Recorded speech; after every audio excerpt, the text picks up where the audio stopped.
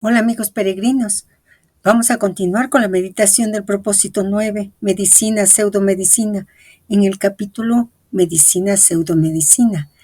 Por favor, descarguen su propósito y ya nos vemos. Bueno amigos, sigamos con la meditación de este propósito psicológico. Empecemos leyendo la continuación del propósito. El ser humano, relativamente desarrollado o no, resiente siempre en un momento u otro de su existencia. Ese principio superior traspasa su personalidad. La búsqueda de esa vibración venida a través de sus sensaciones extranormales depende de un fenómeno independiente de la materia denominado generalmente inteligencia. Intus legere, leer al interior. Es esa facultad la que es preciso desarrollar para obtener el conocimiento. Ese poder inteligente es un principio mental calificado de mental superior, para separarlo del mental inferior que corresponde al automatismo del plano material y físico, el estado animal. La conciencia mental, es decir, la inteligencia propia, es un poder de enlace de los estados sucesivos de percepción e igualmente un poder de abstracción. Esta fuerza permite pues ligar entre ellos los diferentes estados y unificar los variados dominios, y es aquí donde tocamos el angustioso problema de la responsabilidad humana. Ven mi libro Ciencia y Religión. Está en uno de los grandes mensajes. El dominio de la metafísica podrá decir su palabra en semejante circunstancia, lo que prueba que cada vez que queremos analizar algo a la luz de la ciencia pura, tropezamos con una laguna cualquiera. Llegamos así a concluir que es preciso, antes de intentar lo que sea, y en particular en la rama que nos interesa aquí, examinar el lado moral, psíquico y espiritual de la cuestión. Bueno, realmente nosotros tenemos que recordar que desde el propósito 1, la identificación con el principio superior ha sido señalada. Recordemos lo que nos dijeron en ese propósito. La identificación con el principio espiritual procreador es de una importancia extraordinaria en la vida de los antiguos. Y nos dijeron también, en efecto, todo se resume a un nacimiento en las tinieblas, evolución inconsciente, que necesita perfeccionarse, evolución consciente, para nacer de nuevo en la luz, partiendo del absoluto principio inteligente pero inconsciente, da una vuelta a este infinito, todo nada, a través de un ciclo inconsciente, consciente, inconsciente. Y todo esto se vincula con el propósito 8, el arte de curar, y con este propósito 9. Es ese principio superior que nos acaban de decir que traspasa nuestra personalidad. ¿Cómo traspasa? ¿Para qué? ¿Con qué propósito? Como decía nuestro amigo de la sodalidad iniciática Víctor Madrid, reconocer ese principio inteligente que gobierna las cosas de algún modo, que es inherente al mundo, ese principio inteligente pero que es inconsciente, el lugar donde es consciente es en el hombre. Por eso la contemplación es de Dios mismo. Cuando alguien hace un descubrimiento sería algo así como darse cuenta del pensamiento de Dios. Y si Dios es inconsciente, se hace consciente en una conciencia porque mi Padre y yo somos uno. No hay diferencia. Permanece ahí en lo oculto, en lo no manifestado. Cuando se manifiesta es cuando Él mismo se piensa. Ahora nosotros podemos añadir cuando Él se piensa en nosotros, en cada uno de nosotros. ¿Cómo podremos lograr aquello? ¿Cómo podremos lograr que Él irrumpa nuestra personalidad? El maestro nos dice, refiriéndose a la inteligencia, es de esa facultad lo que es preciso desarrollar para obtener el conocimiento. Ese poder inteligente es un principio mental calificado de mental superior, para separarlo del mental inferior, que corresponde al automatismo del plano material y físico, el estado animal. La conciencia mental, es decir, la inteligencia propia, es un poder de enlace de los estados sucesivos de percepción e igualmente un poder de abstracción. Esta fuerza permite pues ligar entre ellos los diferentes estados y unificar los variados dominios. Nuestro amigo Alexis Carrel habla también de la inteligencia. Vamos a escucharle porque es muy importante. Aun cuando ignoren todo de sí mismos y de su medio, los animales se orientan con maravillosa precisión en este inextricable laberinto de la realidad. Parecen poseer, como lo suponía Fabre, el sentido innato de la armonía del universo. No ocurre lo mismo con el hombre. Diríase que la vida ha escogido para introducirse y progresar en el mundo dos procedimientos diferentes. El primero es el instinto, el segundo, la inteligencia y la voluntad. Todos los seres vivientes, con excepción del hombre, poseen una especie de ciencia innata del universo y de sí mismos. Este instinto les fuerza a insertarse en la realidad de manera completa y segura. No tienen, pues, la libertad de equivocarse. Solamente los seres dotados de razón son falibles, como consecuencia, perfectibles. Los insectos, por el contrario, no lo son. Sus comunidades eran tan prósperas hace 10.000 años como hoy. Es cierto que en los animales superiores como los antropoides, los elefantes o los perros, el instinto está rodeado de una franja de inteligencia. El instinto era el amo supremo de la conducta de nuestros antepasados, cuando eran todavía animales salvajes. El advenimiento de la conciencia conduce poco a poco a la disolución del instinto.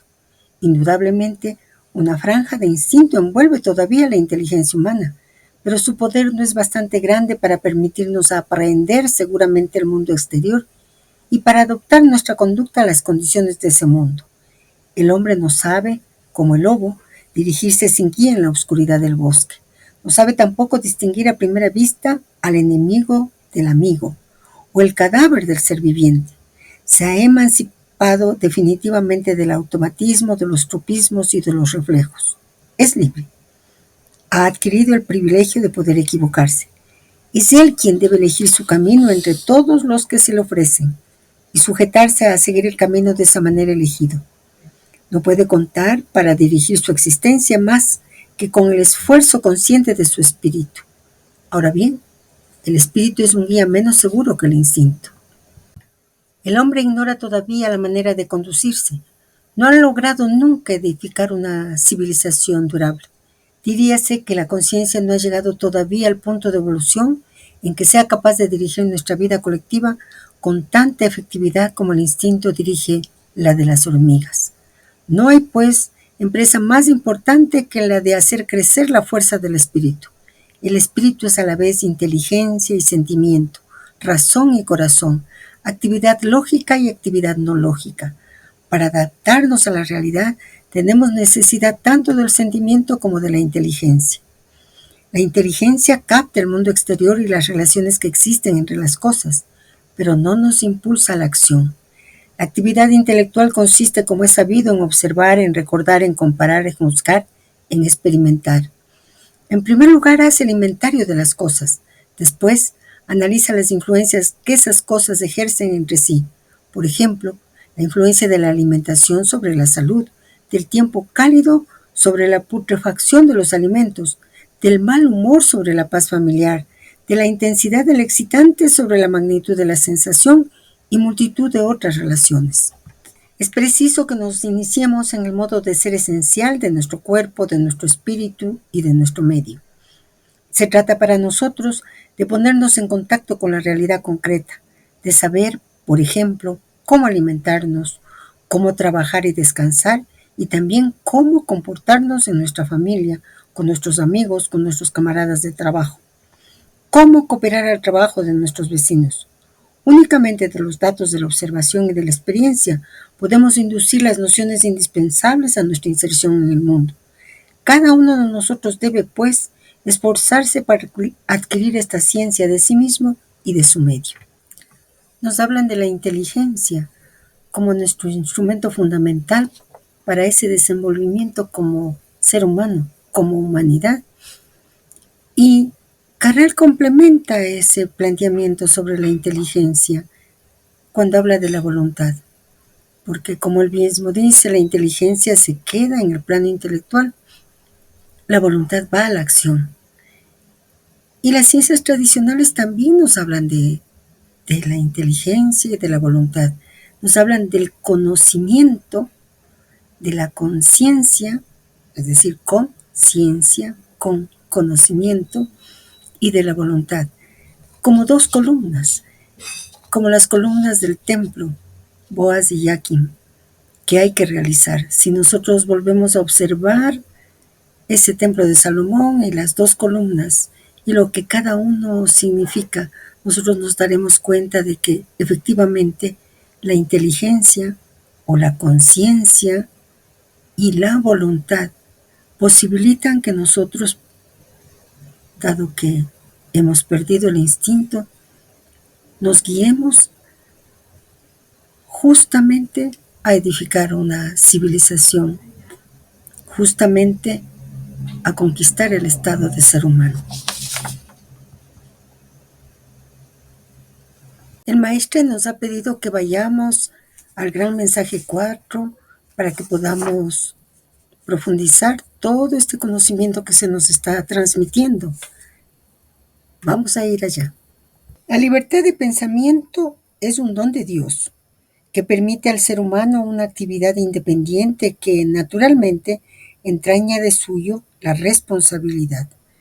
Después de haber echado las bases acerca de los grandes problemas del universo, en el curso de los párrafos de prolegómenos de realización espiritual, ya que hemos esbozado el esquema que permite entrar en contacto con los altos estudios, y después de habernos esforzado en hacer luz sobre la cuestión de determinismo y libre arbitrio, en un párrafo subsiguiente es muy natural terminar con un bosquejo filosófico muy importante acerca de la responsabilidad del ser humano. Todo individuo tiene el derecho de utilizar las leyes de planos superiores con el objeto de dominar las leyes de planos inferiores. Esto es lo que los iniciados han alcanzado con maestría, quienes mediante el ejercicio de la polarización se elevan a un cierto grado de la causa, con lo cual dejan de ser en la misma medida una consecuencia de la causa, ya que después de haber neutralizado el ritmo es fácil escapar a las operaciones de causa-efecto del plano ordinario. Esta transmutación mental es conocida desde la más alta antigüedad, como consistente en que el espíritu, lo mismo que los metales y los elementos, puede pasar de un estado dado a otro diferente, de un grado a otro, de una condición a otra, de un polo a otro polo, de una vibración a otra vibración.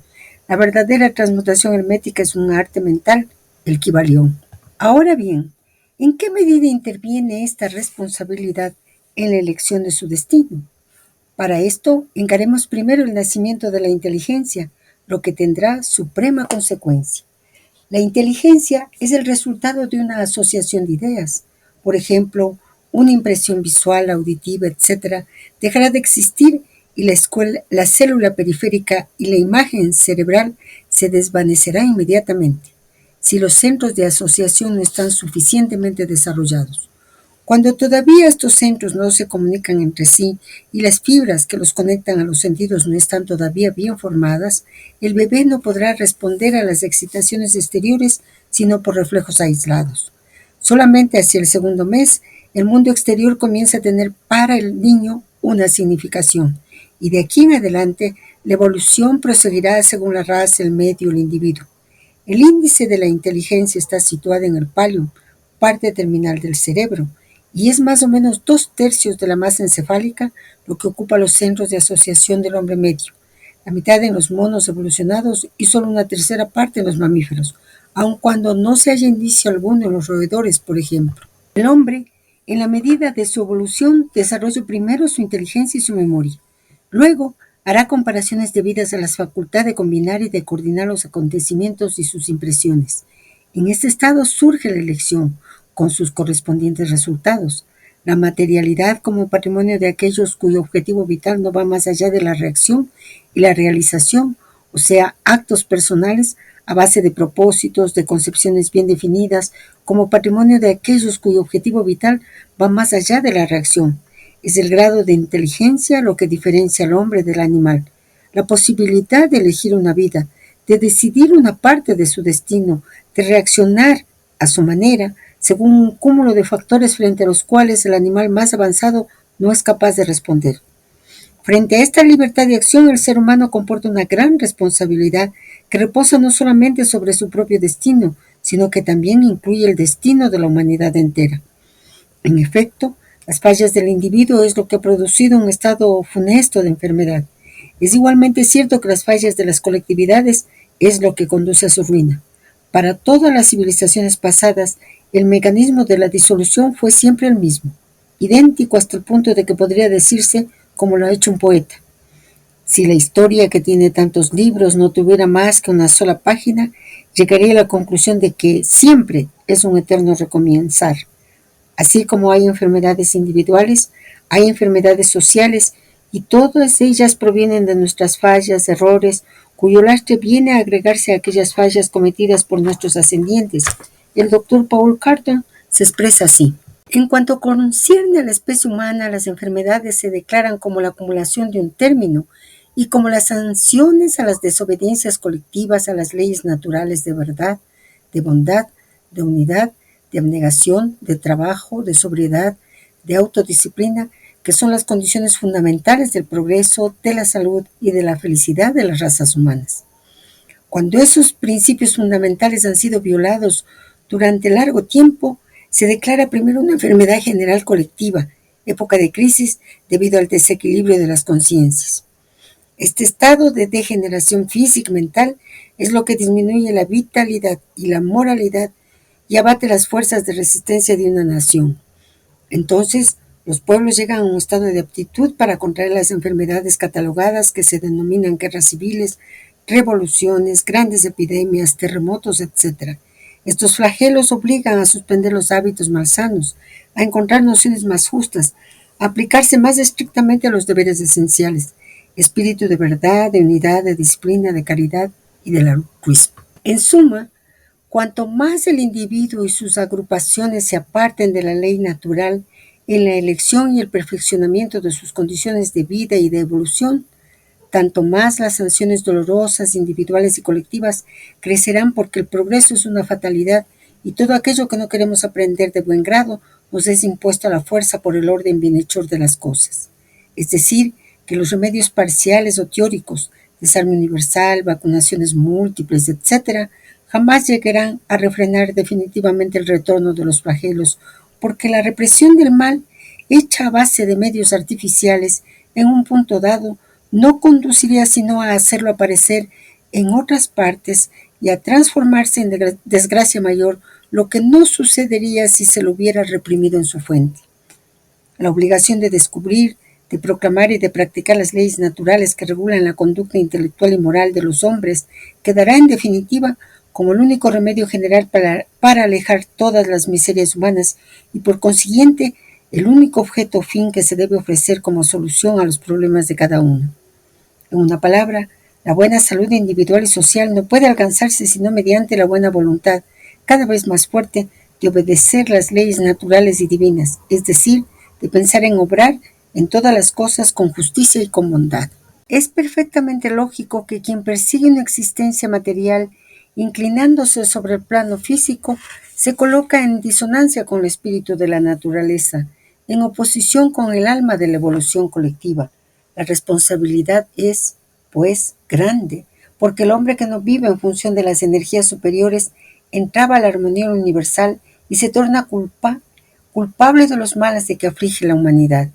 Por el contrario, si mediante su ritmo personal el ser humano eleva sus pensamientos hasta las potencias directrices del universo, vibra al unísono de estas fuerzas y en una comunión constante con el ritmo superior de ellas, participa en la emisión de esas ondas poderosas que mediante su magnetismo conducen al mundo a un destino superior.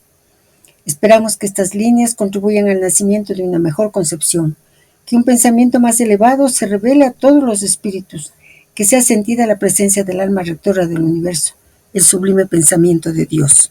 Claridad absoluta. ¿Qué más podemos decir? Tal vez fijarnos en un elemento clave que ha dicho el maestre en este capítulo de la responsabilidad, que como decíamos está en el gran mensaje 4, y es que la posibilidad de liberarnos, de dar el salto de esa ley de causa-efecto, es asumir la responsabilidad. Asumir la responsabilidad de lo que pensamos, de lo que hacemos, de lo que dejamos de hacer y de las consecuencias de todo ello. Asumir la responsabilidad sin culpa, sin mirar al pasado con remordimientos, simplemente asumirla. y seguir caminando y evolucionando, por el bien nuestro y por el bien de la humanidad. Bueno, continuemos con la lectura del propósito psicológico. Si usted sabe estas cosas, usted es bienaventurado siempre y cuando las practique. La medicina no es una profesión, sino un sacerdocio. Es una auténtica misión aquella de consagrarse a curar a sus semejantes. Noble deber que reclama coraje y abnegación. Aliviar a su prójimo es una bella cosa cuando se trata de entregarse a la humanidad y no de practicar un negocio cualquiera. Es cierto que se necesitaría una comisión de socorro, un género de institución que tomaría a su cargo a todos aquellos que quisieran dedicarse a la salud pública.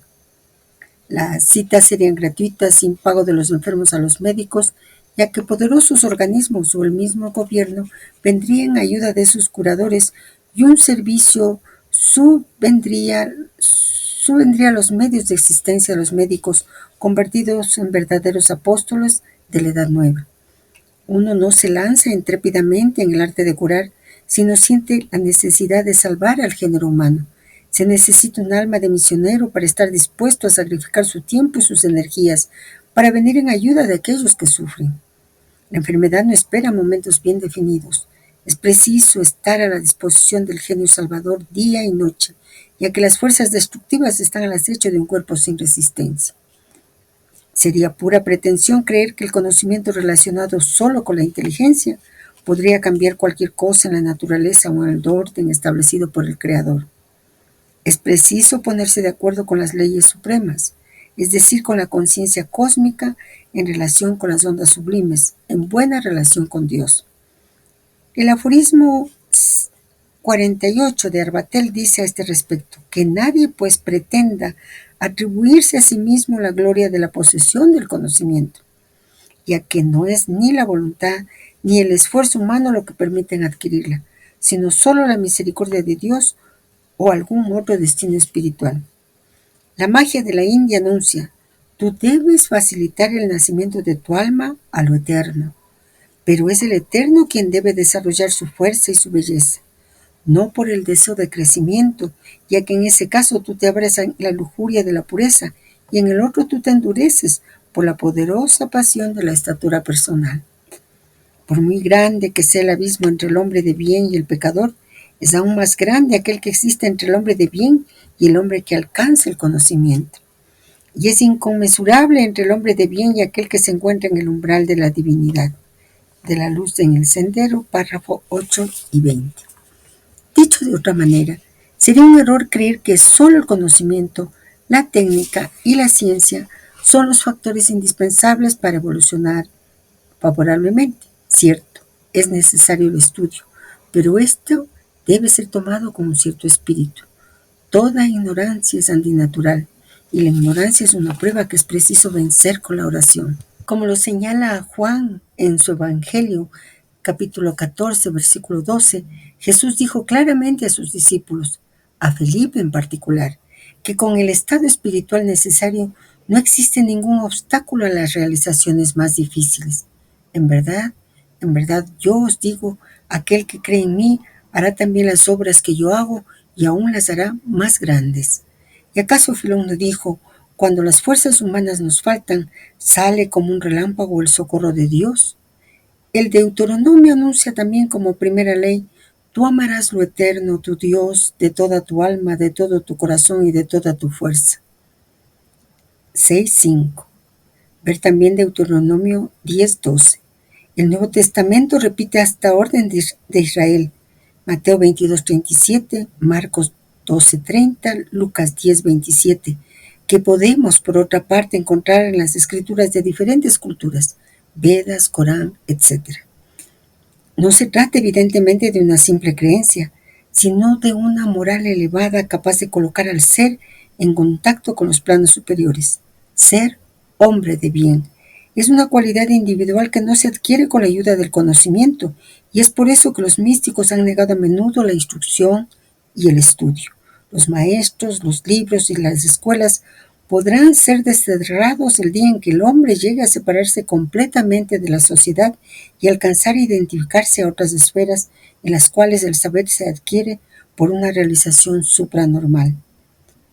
El vehículo que sirve de ligadura para traer a la inteligencia una visión de las ideas que se encuentran en la gran reserva cósmica no es un atributo cerebral o una función del espíritu razonando, sino una cualidad que es debida al estado especial en el cual el ser ha podido colocarse. Continuemos con la lectura del propósito psicológico. No se trata naturalmente del fenómeno de la bicorporeidad, esa facultad de desdoblamiento, aunque se sabe que una cubierta fluídica, el cuerpo astral, puede desatarse del cuerpo físico conservando todas sus facultades sensitivas, visuales, etc. Algunas experiencias científicas han probado inclusive que ese doble puede ser herido en el astral.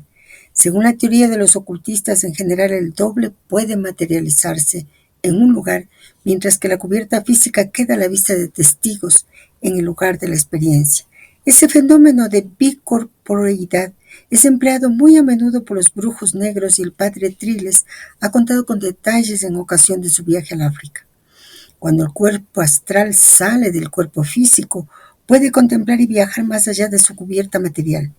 Existe asimismo el desdoblamiento inconsciente, a menudo durante el sueño natural o provocado. Se llama generalmente emanación del cuerpo astral al fenómeno no deseado y proyección del doble cuando el fenómeno es voluntario. Se llama fantasma a la aparición fluídica del doble vaporoso de una persona que se puede exteriorizar, mientras que la envoltura carnal queda en estado secundario, semidespierto. El fantasma es siempre el cuerpo ágil, la envoltura etérica de una persona viviente. En un muerto el término a emplear es el de aparecido. Las narraciones hagiográficas están llenas de historias de fantasmas en todos los países. Los chinos los llaman Kowei. El cuerpo astral se llama también carro sutil, arqueo, mumia, enormón, od vital, periespíritu. Ese espíritu vital es la fuerza dinámica, el poder psíquico, la electricidad animal, el influjo nervioso o la fuerza néurica resplandeciente. Es el electrodinamismo o aún el fluido fisiológico que la teología occidental llama aerosoma. Ese cuerpo aéreo, etérico, es mejor conocido bajo la terminología de alma. Los principios religiosos admiten generalmente que el ser humano está compuesto de 3 cuerpos: el somaticón, cuerpo físico, el psiquicón, cuerpo psíquico, y el neumaticón, cuerpo espiritual. El psiquicón, comprendido como alma por San Pablo, es la materia plástica que une el cuerpo material al cuerpo espiritual. El alma es en efecto la emanación de la envoltura carnal, es la parte sutil, aero, del cuerpo grosero, soma. Para el hombre de ciencia es la porción gaseosa que se escapa del cuerpo del hombre que acaba de morir. Así, colocando un cadáver sobre una báscula podrá notarse una disminución de peso después que el moribundo ha dado el último suspiro. De ese modo, entregar el alma es una expresión muy justa. Es la materia plástica que regresa al elemento universal. Según las teorías espiritualistas, el aerosoma, el alma, sirve de trampolín al espíritu para su regreso a lo divino, más o menos rápidamente según el estado de conciencia de ese cuerpo astral. De ahí la expresión alma en pena para las almas incapaces de reunirse inmediatamente a la conciencia universal. El alma muere también, la segunda muerte, después de haber dejado el cuerpo físico y de haber cumplido su misión de transportar al espíritu en las esferas superiores. Conocemos ya el pensamiento de Pablo: somos cuerpo, alma, espíritu como una unidad. El maestre nos habla del alma y nos dice que ese cuerpo sutil se le conoce con otros nombres: carro sutil, arqueo, mumia, enermón, od vital, periespíritu. Exploremos sobre ellos, aunque ya conocemos uno gracias a Eliphas Levi, el od vital. El carro sutil. Este término se refiere al carro sutil o etéreo que acompaña al alma. En algunas tradiciones esotéricas se considera que el carro sutil es el vehículo del alma que permite su desplazamiento y manifestación en diferentes planos de la existencia. Arqueo tiene varios significados de este término. No hemos encontrado una relación directa con el concepto de cuerpo sutil. Mumia En la medicina antigua, momia se refería a sustancias obtenidas de cadáveres embalsamados que se creía tenían propiedades curativas. En un sentido más amplio, podría relacionarse con la idea de un cuerpo sutil o etéreo. En Hormón, este término fue utilizado por Hipócrates en el mismo sentido que el principio vital por los fisiólogos modernos. Se refiere a una fuerza o energía vital que anima el cuerpo. Y la fuerza ódica ya nosotros la conocemos y sabemos pues que se cree que esta fuerza impregna a todos los seres vivos y está relacionada con los campos electromagnéticos biológicos. Perispíritu en el espiritismo es considerado como el cuerpo semimaterial que sirve de vehículo entre el espíritu y el cuerpo físico. Actúa como intermediario y conserva las experiencias y recuerdos del espíritu a lo largo de sus encarnaciones. Sin embargo, es el propio maestro quien nos aproxima al conocimiento del alma.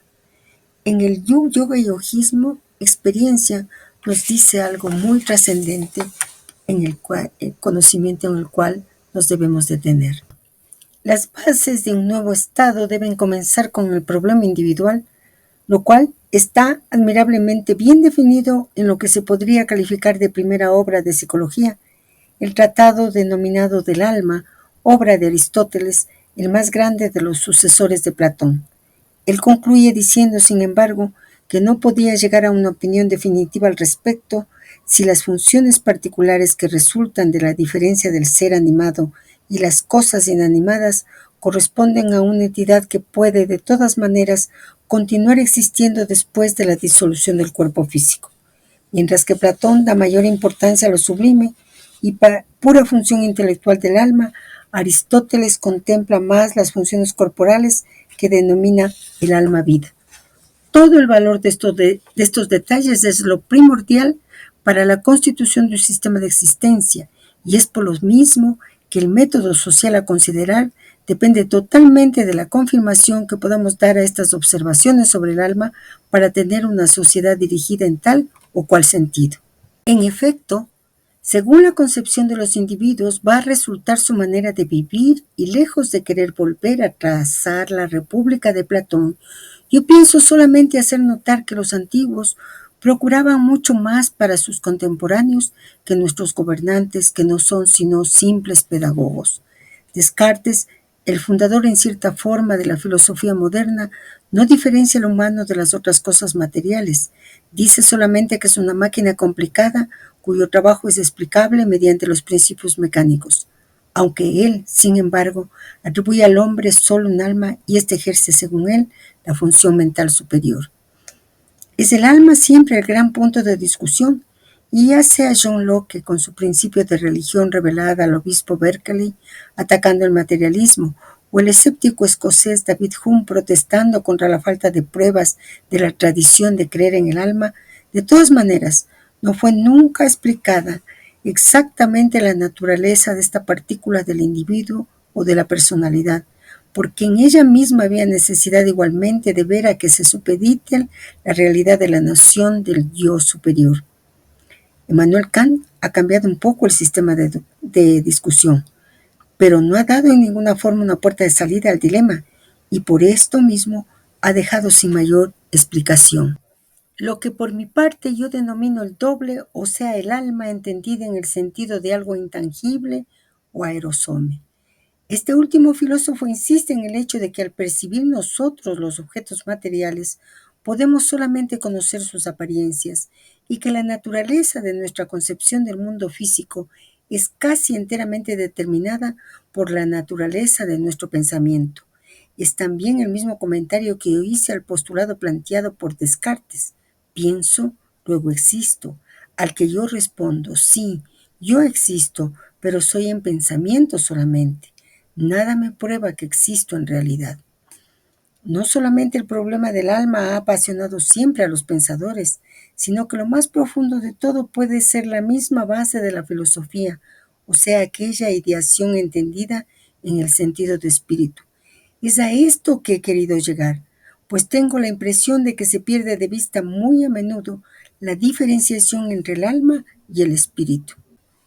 El alma es un mediador plástico que ha servido de vehículo al espíritu para encarnarse en un cuerpo que va a permitirle evolucionar hasta su reintegración final, y asimismo en la desintegración de este cuerpo físico que le ha servido para la preparación al perfeccionamiento, para las pruebas necesarias, para obtener lecciones, etc.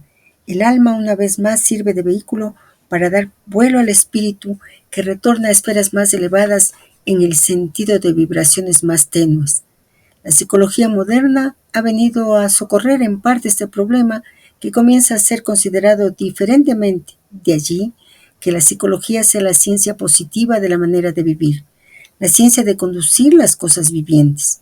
Pero queda un gran punto de interrogación, que es el porqué del perfeccionamiento, el para qué buscar todo esto, cuál es la necesidad de progresión, el término de la espera, el objeto, la finalidad. La certidumbre de esta respuesta dará la clave del movimiento social a seguir, pues de otra manera es perder el tiempo, erigir formas sociales, morales, éticas, gubernamentales, tendencias todas que se escapan al problema real, la verdad.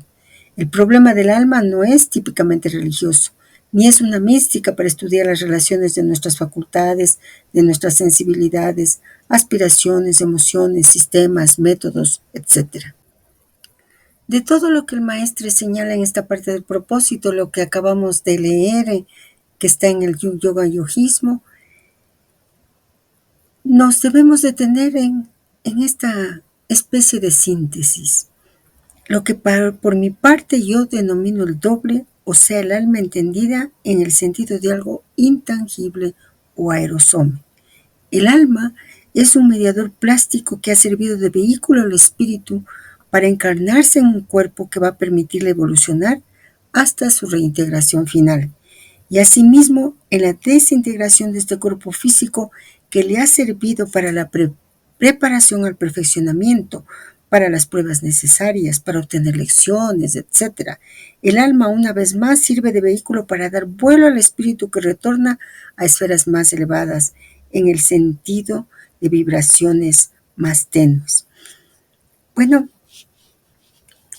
el maestro ha pronunciado una palabrita y eso ha hecho que recordemos que en el arte, en la nueva era, una lámina que pintó él, que llamó Lu Tong Ping con su Kowei, nos lleva a preguntarnos qué dicen el taoísmo y el confucianismo sobre el alma. Tanto el confucianismo como el taoísmo, siendo las dos principales filosofías chinas, cada uno tiene su propia perspectiva sobre el alma y la existencia espiritual. Nosotros nos vamos a detener en lo que dice el Tao, el taoísmo. El concepto del alma está muy ligado al flujo de la energía vital, o chi, que permea todo el universo.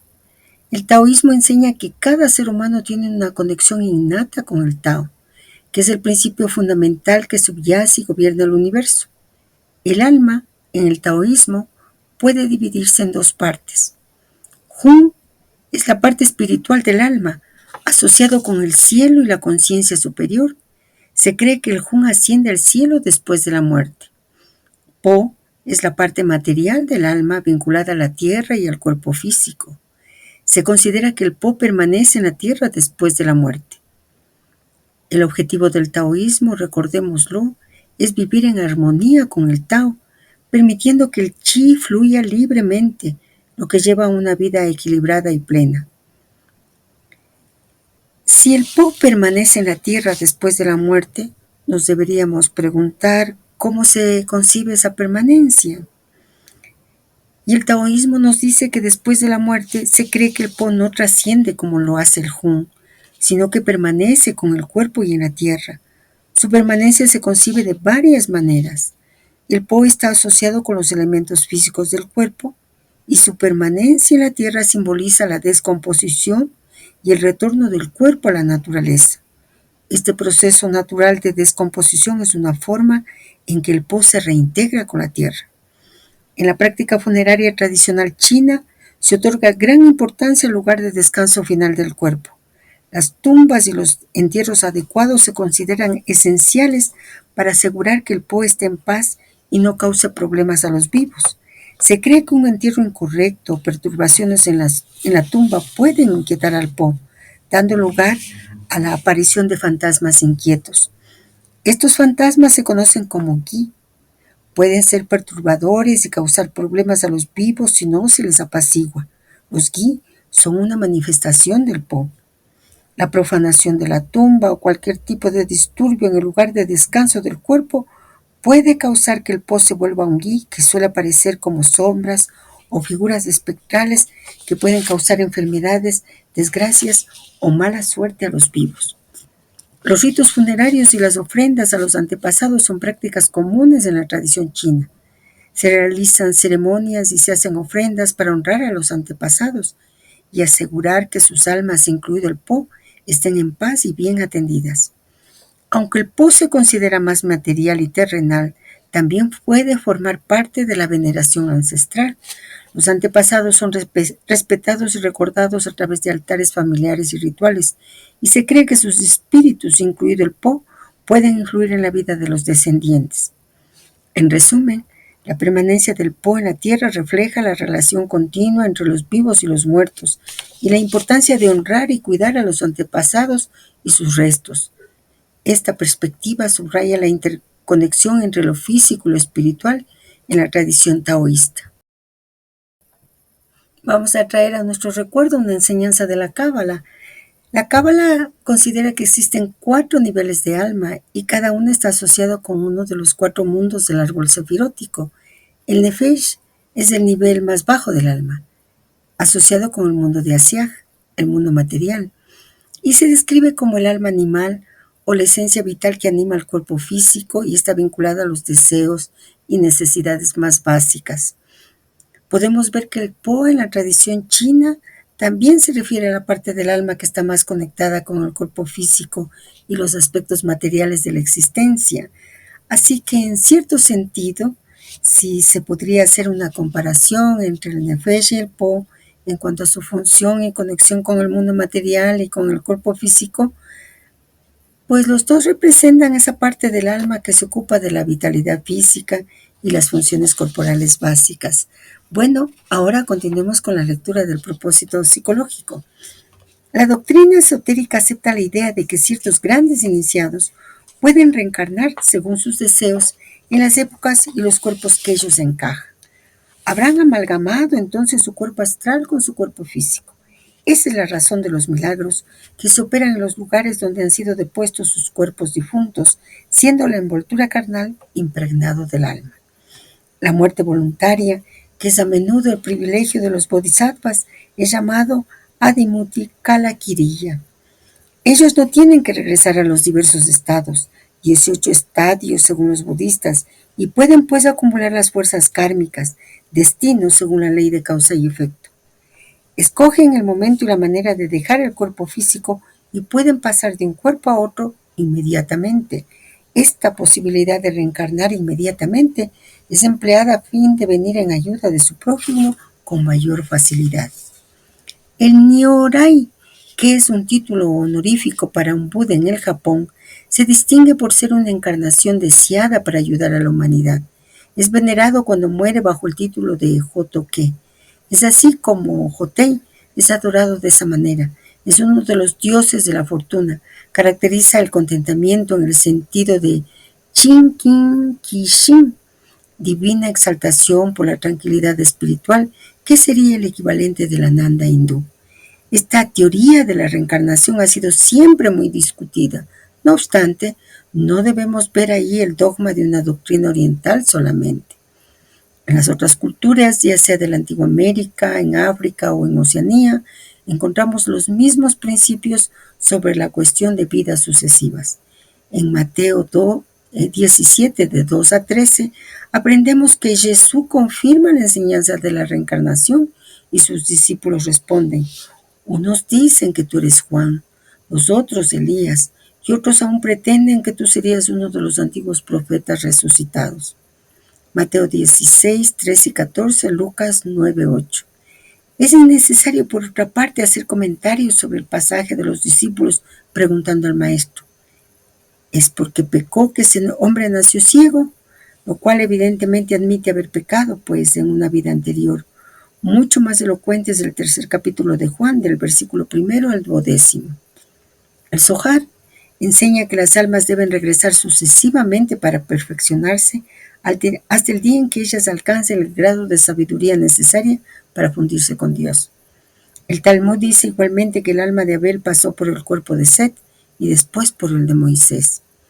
La Santa Kabbalah trata largamente los renacimientos, que son una bendición que permite a los hombres purificarse sobre esta tierra por sus pruebas.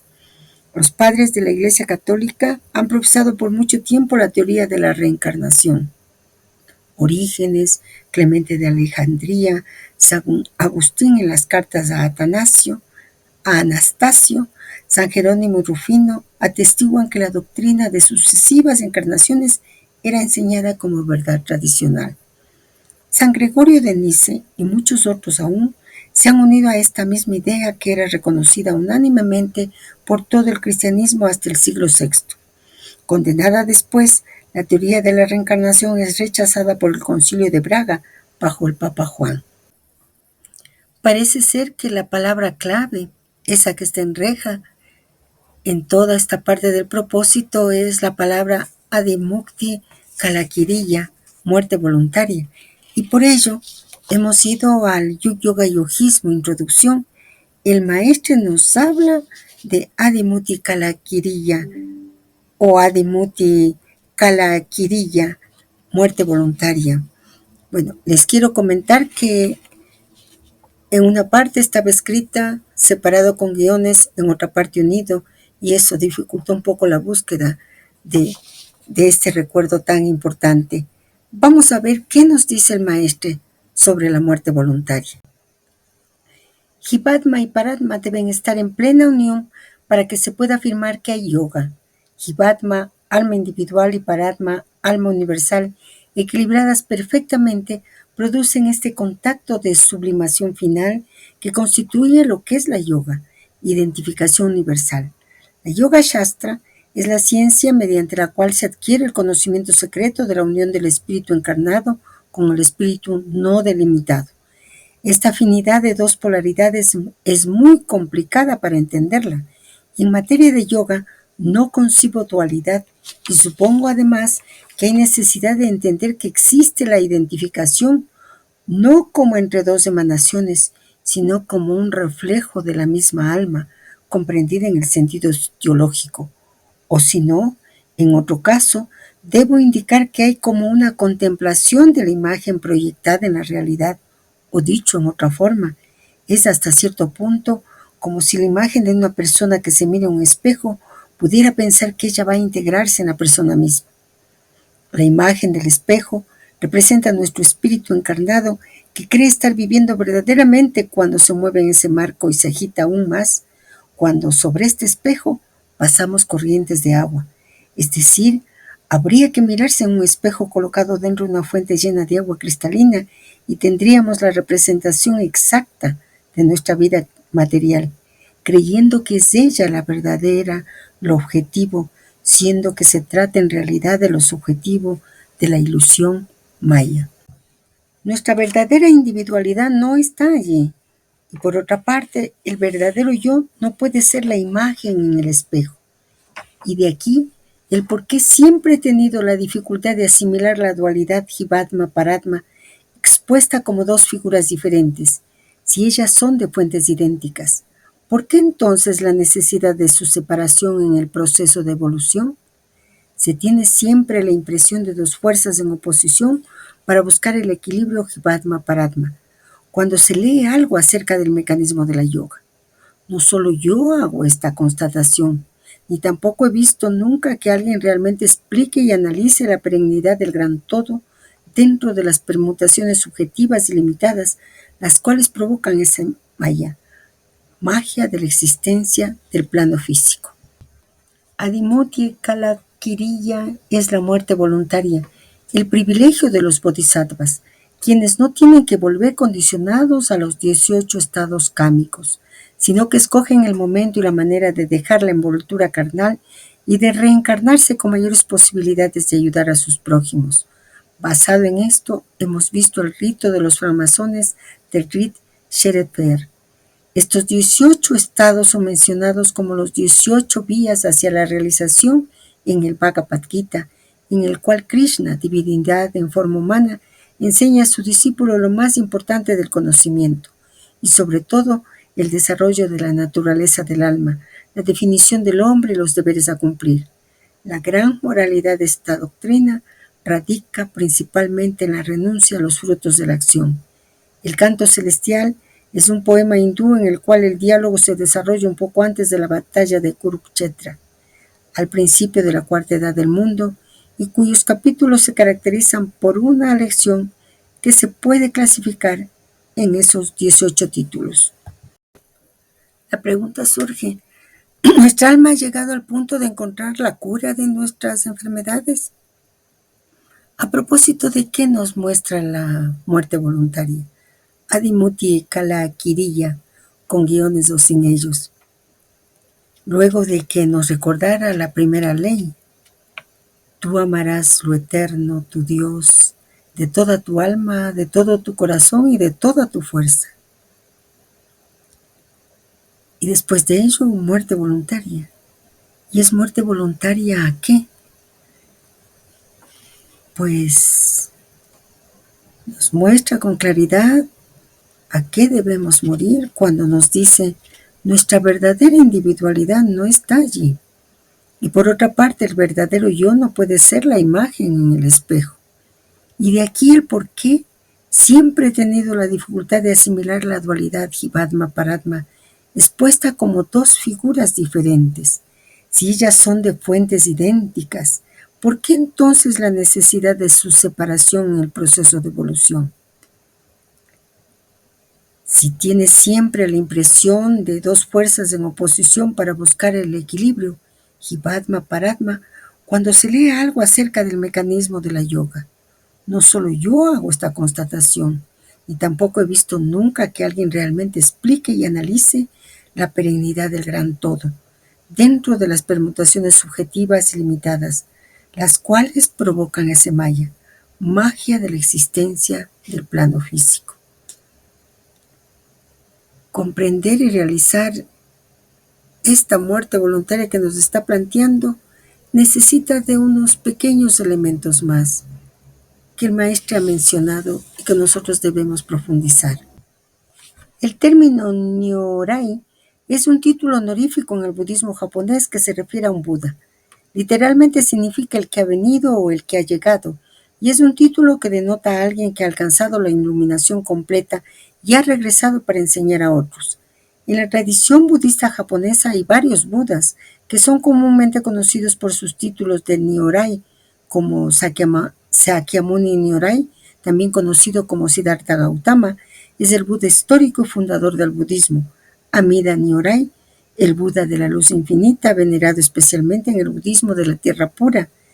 Dainichi Nyorai, el gran sol Buda central en el budismo esotérico japonés.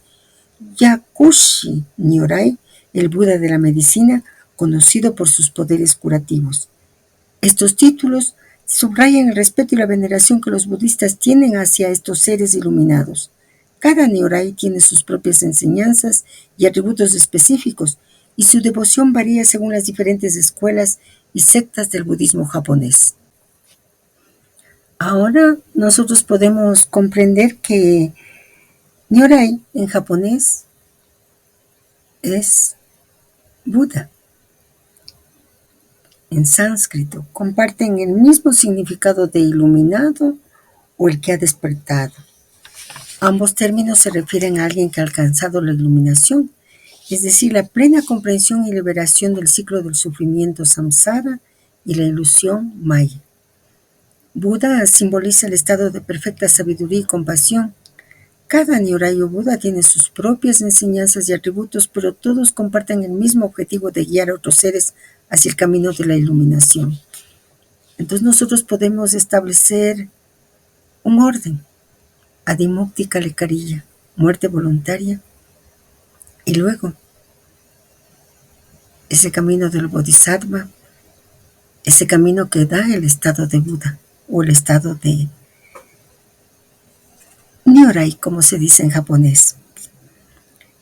Nos falta solo un elemento más para poder concluir nuestra meditación en esta parte del propósito 9. Es sobre ese Hotei que debemos clarificarnos un poco más. Hotei, también conocido como el Buda sonriente o Buda de la risa, es una figura popular en el budismo chino y japonés. Hotei es uno de los 7 dioses de la fortuna en la mitología japonesa y se le representa típicamente como un monje budista gordo y sonriente, con un gran saco de tela. De ahí su nombre, que significa saco de tela. Hotei es considerado un símbolo de felicidad, abundancia y satisfacción. Es más bien una figura individual dentro del panteón budista.